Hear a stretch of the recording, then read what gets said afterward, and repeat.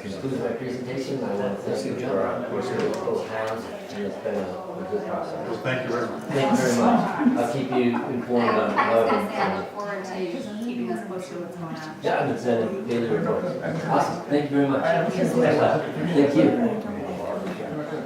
Here's my stuff. Okay, so let's, With the permit, Mr. Spicer. all right, so Andy, discussion of donation The boxes. last meeting, we had presented Here's all the say. There goes your favorite sweet. Oh, you must be having fun. I'm gonna stop by, I wanna see inside. Yep, beautiful house. A little gate in front, yeah. Okay, Andy. Myself and the board members, after a working meeting to develop the donation box regulations as requested by Ms. Stevens, came up with a draft of some donation box regulations to try to control the other conditions around donation boxes. Presented at the last meeting, and Ms. Starkey had two concerns, I think related concerns. One was a donation box. She wanted the definition of donation box various kinds. reviewed because she was, donation box says any structure, container, or location held out to the public as a place to drop off tangible goods and to store such goods until carted away. Her concern was that we were including things like a cafeteria or a food bank in this definition. So I proposed to address, her second concern was unintended premise or property. So, first one, I would propose an exemption to the donation box definition. The exemption would be if the system of donating involves a person-to-person transfer of the goods, it shall not be considered a donation box within this regulation. That should take out any food pantries, any Salvation Army of a man store, basically any store where donations are accepted in person and put out on the floor. So I would recommend that change. Ms. Starkey also requested we look at the the definition of unattended premise, property. Currently says any property developed or otherwise, that does not have human attendance for at least 8 hours per day, at least 5 days per week, excluding periods of vacation. And I tried to make sense of her argument to change it, and I can't, so I leave it to the board to, one, discuss the definition of donation box and the exemption, and decide if that satisfies the issue that was brought up, and then two, revisit unattended premise and property, and let me know what you would like to do with it. Do you have copies of the donation box regulations with you? Somewhere, but I know what you're talking about. I don't have any problem with the language about the person to person, but I don't think it's necessary because it's not a box, it's not a donation box. We did not say that. You need, I'm not admonishing you, the board, needs to recognize that if we define black as red for purposes of this donation, then your logic has to go out the window and black becomes red. Okay, so you're saying we need a definition of. We define it as any structure, container, or location held out as a place to donate. Right. Got Which is where the So property that's- Which lies is the with prop- the food That's where the bank, et cetera. definition is for purposes of enforcing this code. Right. Okay, so then you're right, that's necessary.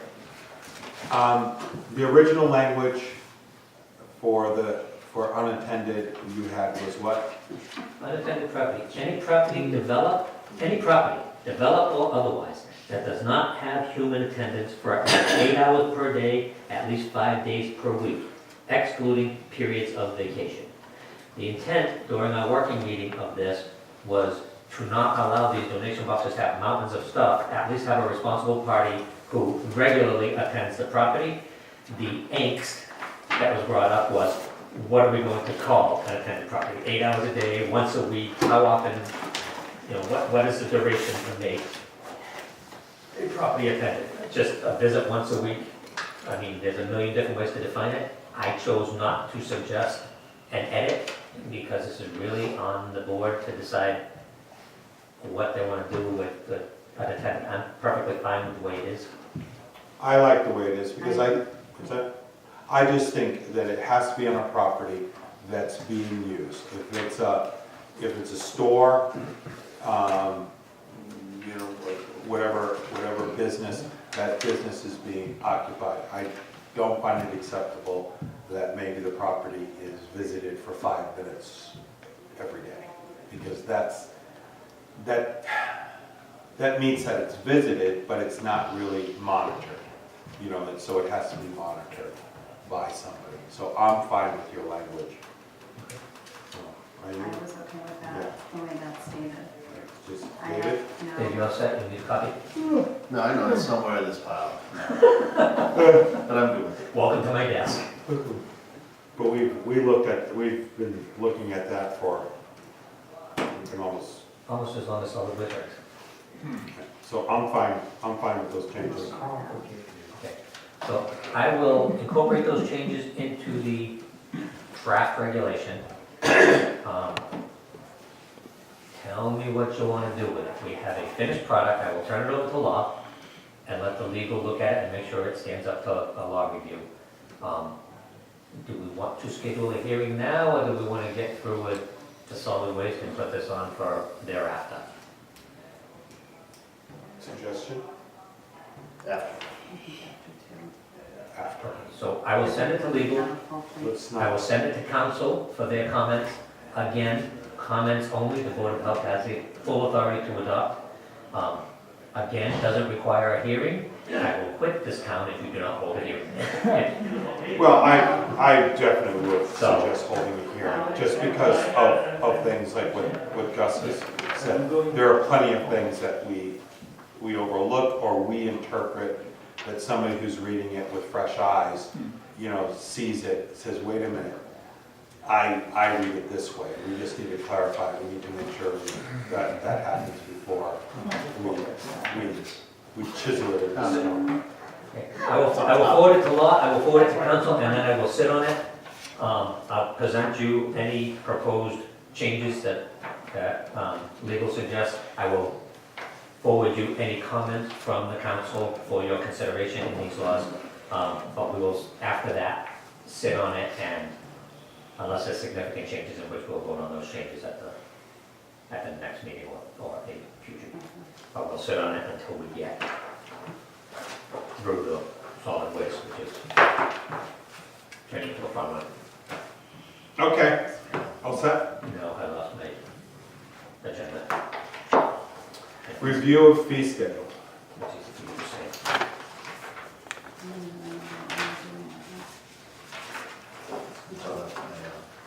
Okay, the reason we are bringing forth the fee schedule, actually discussion of donation box. Can I ask, and we might have talked about it, but why can't the solid waste fees be put into the fee schedule that we could then change? We could refer to, in our regulations, the solid waste regulations, we could refer to the fee schedule and then change it as needed. Define fees. Well, What fees are in? oh, that's right, it's really fines, not Yeah, penalties. penalties. Okay, right, okay. We don't want to put penalties into that, and the only fee that's going to be associated isn't actually going to be a fee, it's going to be a refundable deposit Okay, for any. I was just thinking to get along with that, you know, if we ever want to change that 100, 200, 300. Well, you That also would have be permit fees for haulers too. Which- Yeah. Permit fees for haulers are already on our fee schedule. Yeah.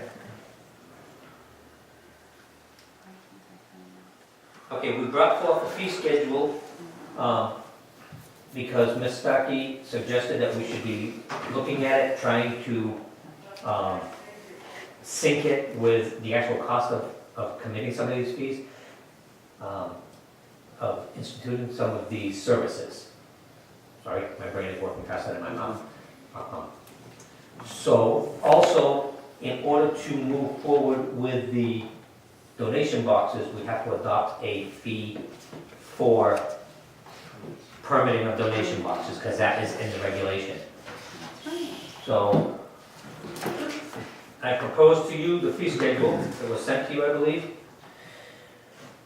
Once upon a time, the board entertained, there was a request from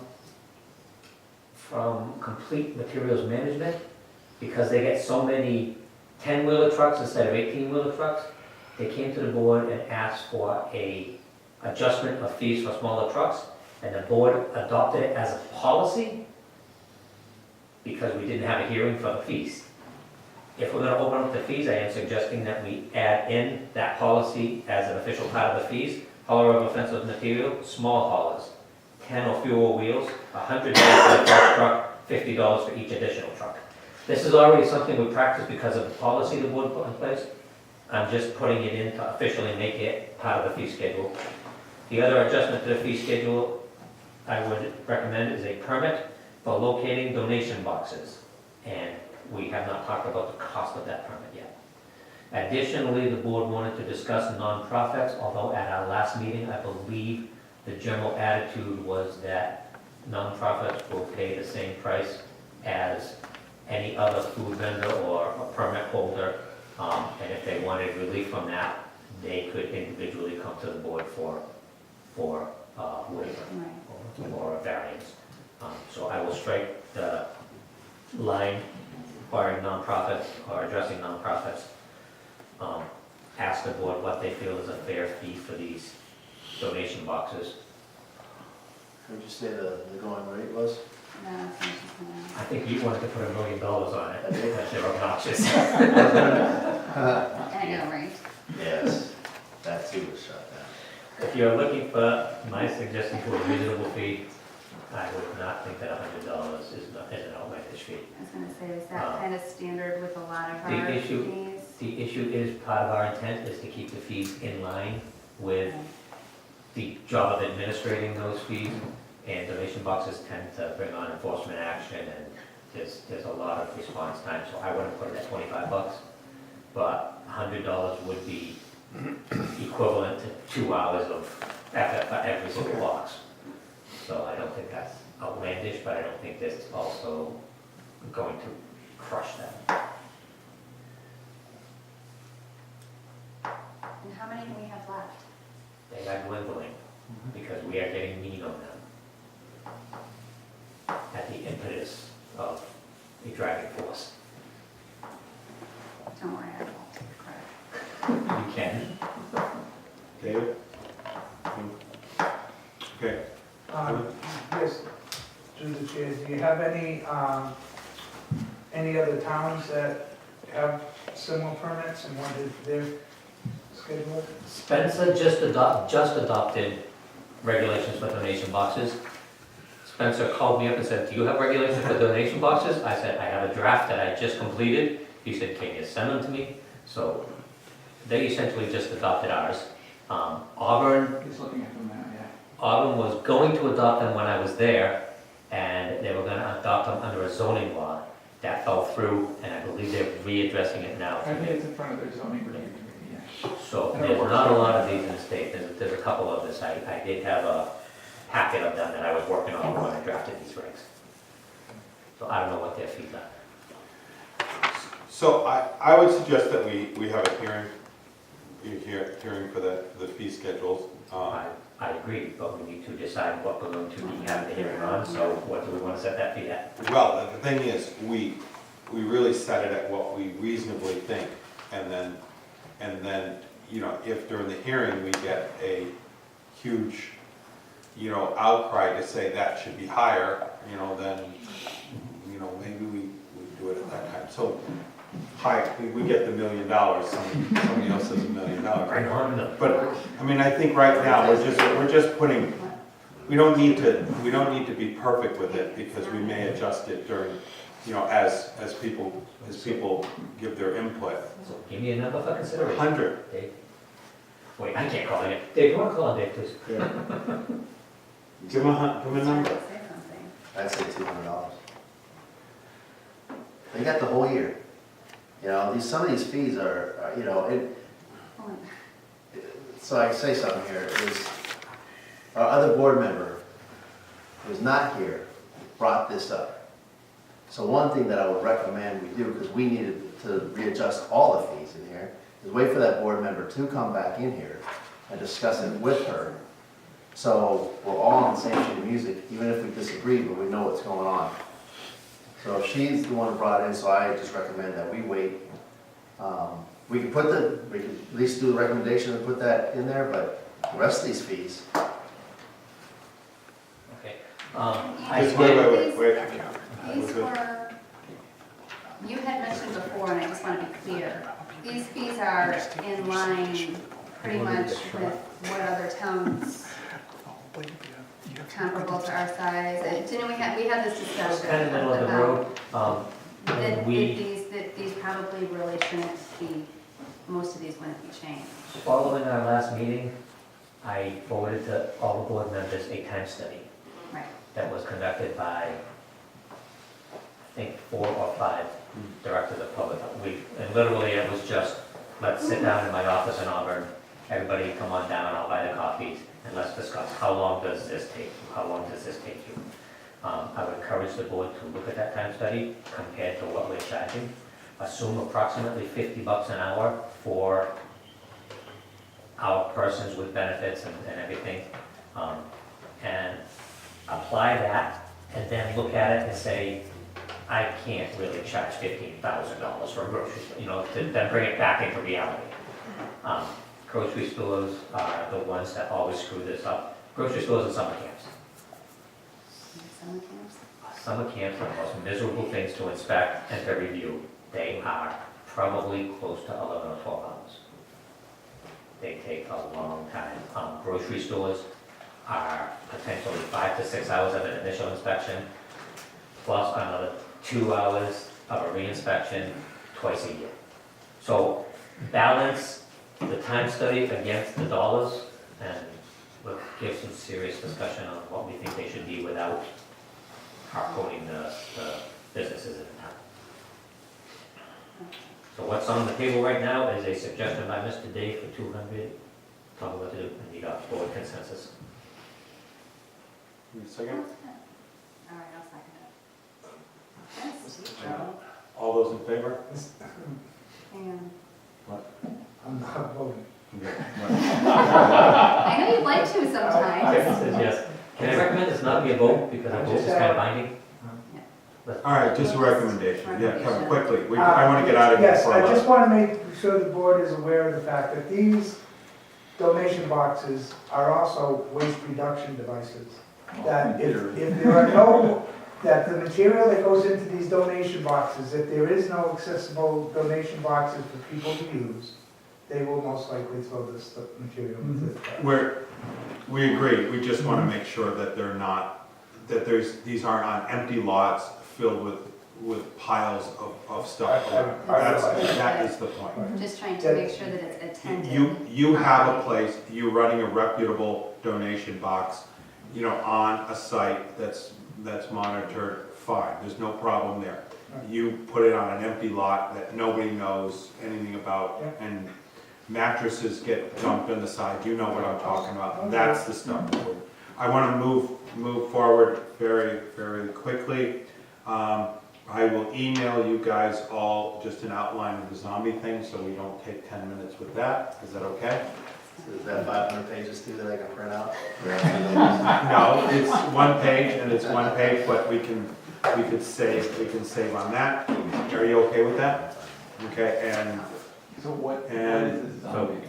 here, so, Oh, we're trying to save for 10 minutes. There you go. don't get me started. Okay, so Now you've done.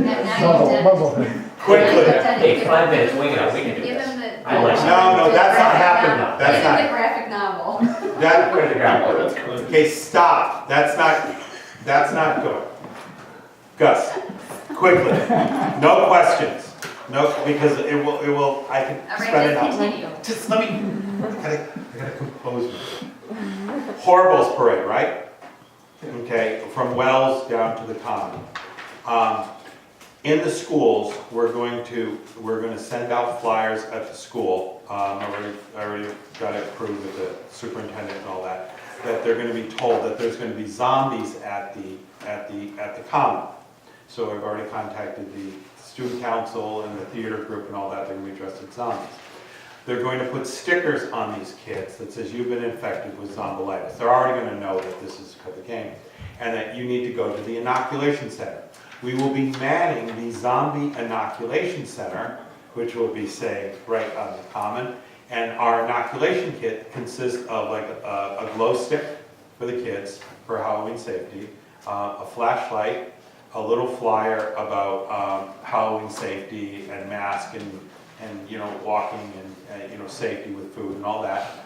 A brochure that will just, gosh, you're not listening. I'm listening. Gosh, you're not listening. I'm listening. Actually, Okay. I'm listening. Okay, and then there's like a booklet that is about, say, how to prepare, you know, in case there's hurricane, nor'easter, I mean, case in point with all these things happening. Talk to your family about secondary meeting sites, start putting together like an emergency 3-day kit, you know, all this stuff will be, so the graphic arts at the high school will be designing and printing that. It's going to be translated in Spanish. The school insists that whatever we put out, we do it in both English and Spanish, and so it will be translated, you know, at the high school there. And then we have the work-study kids at the high school that will be putting the bags together with the little things. which is great. That's the short. That's cool. Our hope is to use this in the future. The Board of Health is mandated by the state to develop a immunization site. Yeah. Should any kind of disease outbreak happen, we need to inoculate the town within 72 hours.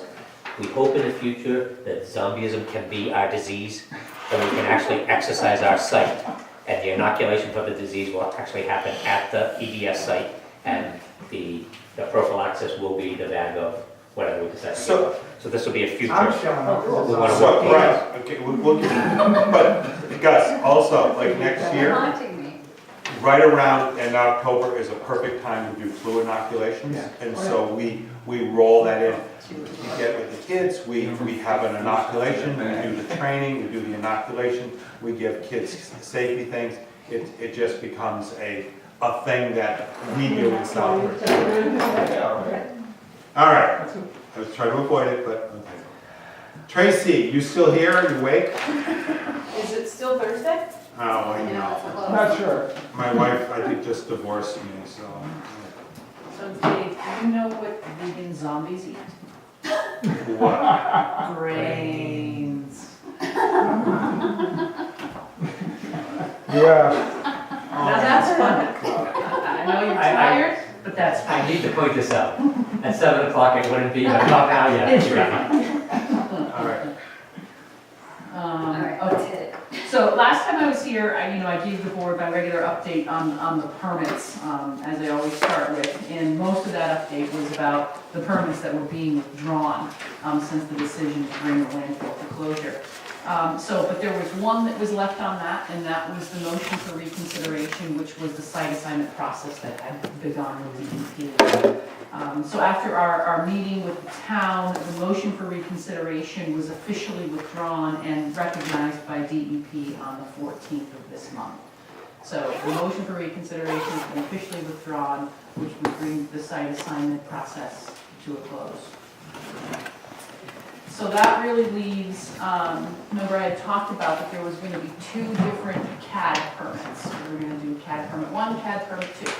CAD permit 1 is for the small 5-acre cap on the east side of the landfill, which we are putting that permit into DEP the first week of October.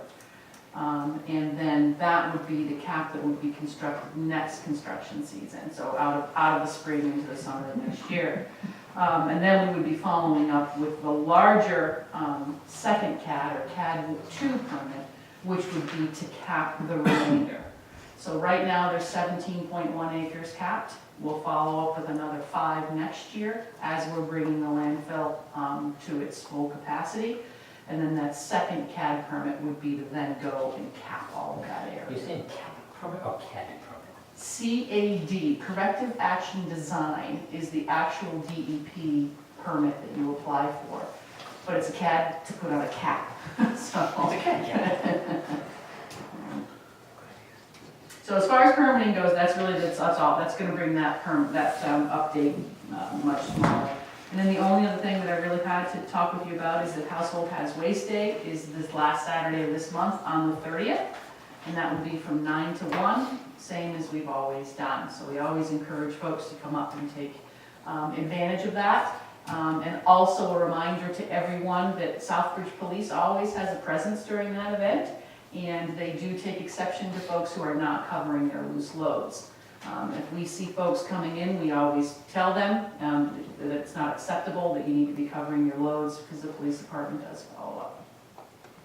And the date on that, please? 30th.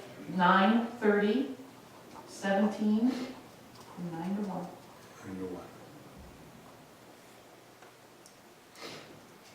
Now, mostly people come very early and then they, And I tell everybody not to come till after 10. If you don't want to sit in a line, come after 10. If you want to sit in a line, come at 9.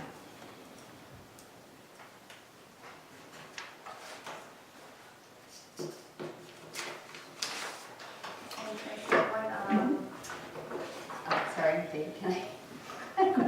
no. Okay, what? Dave's playing solitaire. I know. I'm trying to put it in, I just can't. Trying to put the event in his No, phone. just Can't had do a question about the odor issues and what's going on. Yep, so we've been communicating with Andy and Anna about the odor issues. You know, we had the notice of noncompliance last month in actually July. We're in September now, the year is really moving. So we did respond to DEP with the information that they needed. We cataloged for them everything that we were doing for odor control. And at that time, we had just added the new spray mister at the scales so we could hit the waste as they came through the scales. So we have kept up on all of those. Yes, we still had some odor complaints, but we haven't changed or dropped off on anything that we're doing.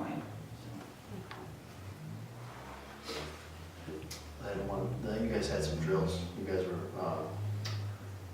gas upgrades, I think it was. Yeah, we were supposed to start installation of 5 new additional vertical wells. And when the rig showed up, usually what happens is the rig shows up a day before. They do all their prep and maintenance and then they get on the job the next day. So they found something else that was broken that they didn't expect to have. And it happened to be a part that has to come in air delivery. It wasn't something off the shelf, so it put us off an entire week. I did ask today for an update because I was told probably Monday, and I have not seen the drill crew up there at the rig, so that's telling me their part is not there yet. So it's probably going to be Monday or Tuesday. It's a very specialized piece of equipment. So. And then 15 Eleanor Lane, I Yep. noticed that they had a 1-4, I think Anna told me that it's not the first time they had it, but now they're receiving bottled water from you guys. I'm not sure exactly what she updated you on, and I would have to go back and pull the data, but they may have had a J or an estimated value before. So the reason why they got bottled water was because it wasn't a J value. It was still below the drinking water standard, but it was not a J value. So J value, DEP doesn't consider that a true detection of anything. She did answer my question, I just, at the top of my head, I just couldn't remember. Yeah, and there's a lot of data, and I would be errant to try and tell you exactly. Thank you. Yeah, just understand the questions, comments, no, behind you, Kevin. We let other people also. The questions or the comments to the board, not to Tracy, okay? Okay, Okay. well, I guess a follow-up on what Tracy had said to you. The odor lately isn't like a trash odor, it's some that rotten egg smell. Is it because of I got to travel that road daily to go back to Sturbridge, and I haven't seen that flame anymore in a while. It used to be a big tall flame. Is it more like methane going in the air? Is it something to do with that flame, or it just seems like it's a lingering egg smell all the time lately? It is not trash. It doesn't smell like that. I just wonder if it pertains to the flame or not. The torch. I don't know what you call it. Okay. Okay, get to Kevin's, and then if Tracy wants to answer it, that's fine. My question pertained to the first CAD she mentioned, is that going to replace the temporary gas cap that was on that area that was addressed by DEP. Does that address that, remove the temporary cap and put the final cap on? Okay. Tracy, can you answer? Yeah, so, Mr. Butler's question first is, I think he's referring to the flare system that we have at the landfill gas collection system. So we have 2 flares there. There are 2 extremely different types of flares. One is an enclosed flare, that's the large black stack that you see, and then next to that is the candlestick flare.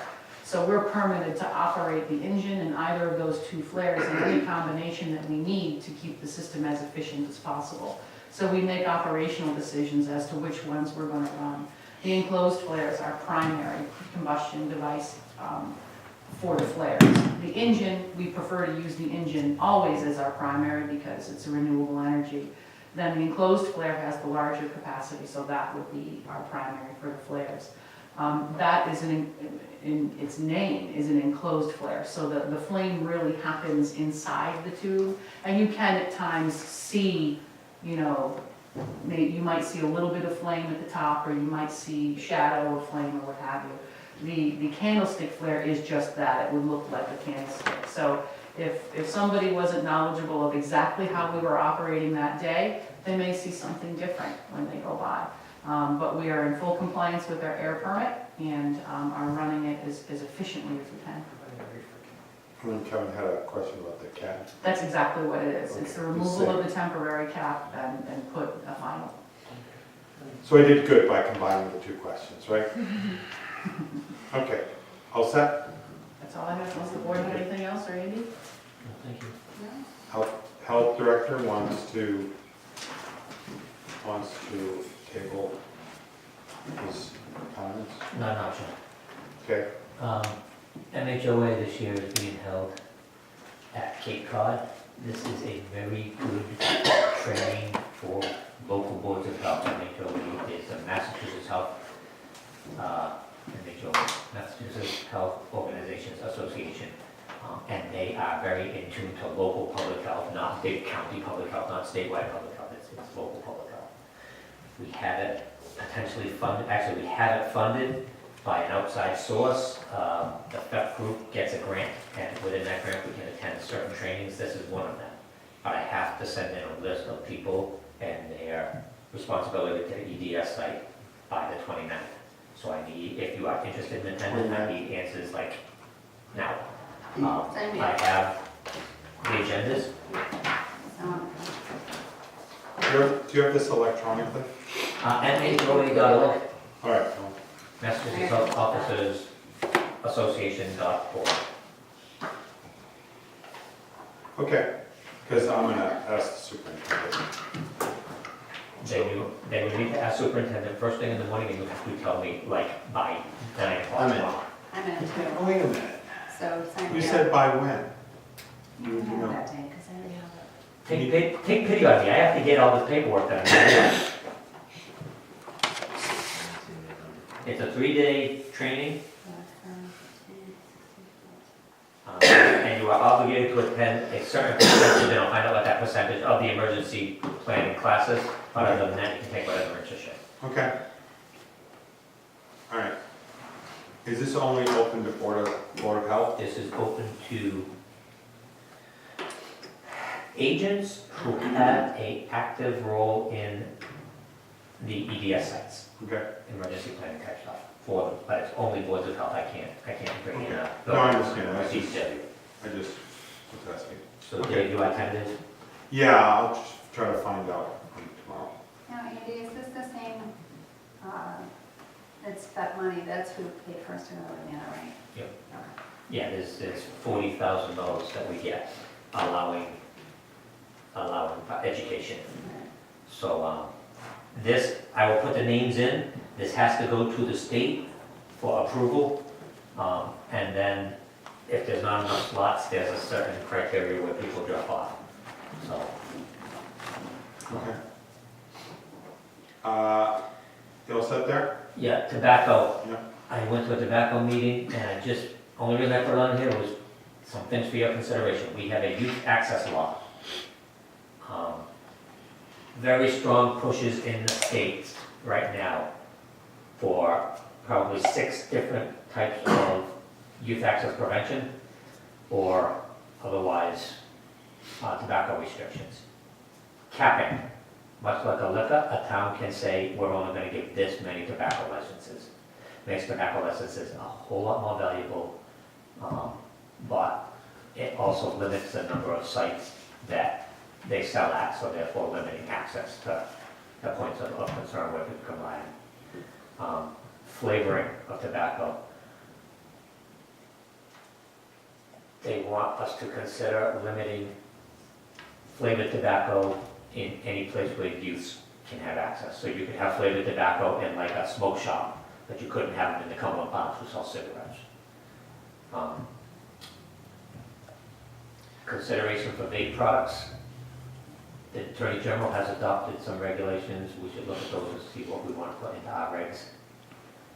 Blunt wrap bans. Blunt wraps are often flavored.